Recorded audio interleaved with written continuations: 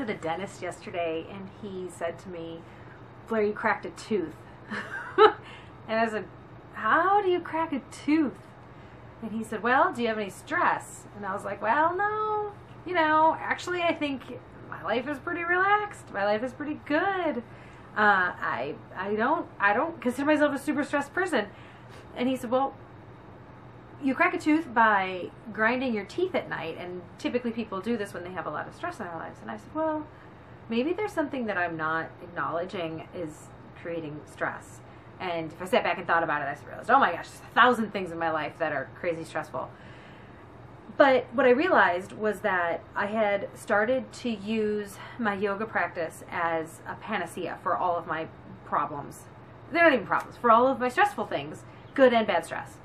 That I thought, well, because I'm going and doing this practice and I'm on this mat every day and I'm doing breath control and I'm doing, you know, mindfulness and I'm doing meditation, that suddenly all of this is going to just mysteriously disappear. And in fact, quite the opposite was happening. And so I realized that you know, yoga is not the answer for everything. And it occurred to me also that I had gone into yoga planning for learning the philosophy as though it was going to provide this life-changing new realization that, you know, everything is Zen and everything is perfect and everything is going to consistently be, I'm going to become this person that just is okay with everything all the time.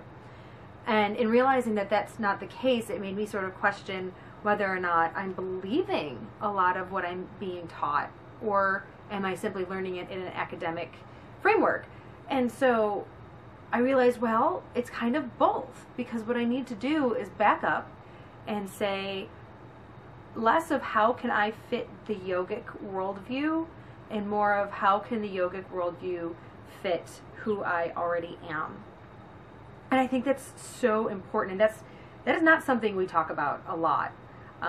But so for me personally, what that means is, so, you know, I've always been a steward of science. I am a junkie for all things, you know, learning knowledge about the natural world and engineering and you name it. It is like, because it is so fascinating.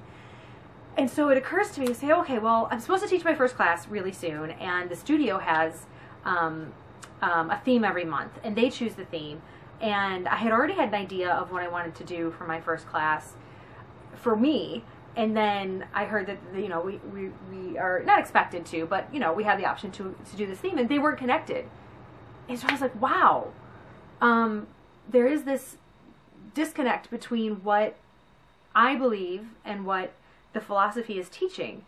But is there a connection? And in the process of thinking through what that connection might be, I had this epiphany that yoga can fit you rather than you trying to fit it. And that means to me, when you go to class and you hear these things that the teacher is saying, you don't have to always, not that you don't have to listen, it's probably a good idea to listen, but you know, you don't have to subscribe to it and treat it as though it's going to be this amazing life-changing experience when you do it. And you know, if it does, maybe that's more of an evolution rather than a revolution for you.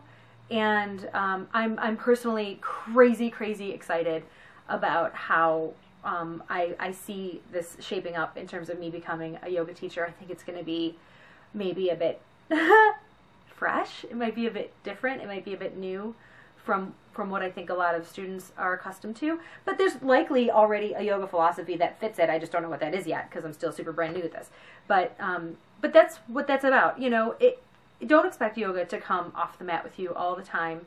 Don't go into it as though it's going to be this revolution in your life. And if it does start to sing to you, if it does start to resonate with you, maybe sit back and say, okay, well, how does it fit into my current existence, into the definition that exists as who I am? You know, because the philosophies really are like, you're not supposed to really have a definition of what you are and who you are. You're supposed to be at one with all. But the passage to getting there is such a process and such a journey that, to some extent, you do need it to fit. So that's a really complex and long way of saying, let it be what you need it to be. Love you. Bye. Hey.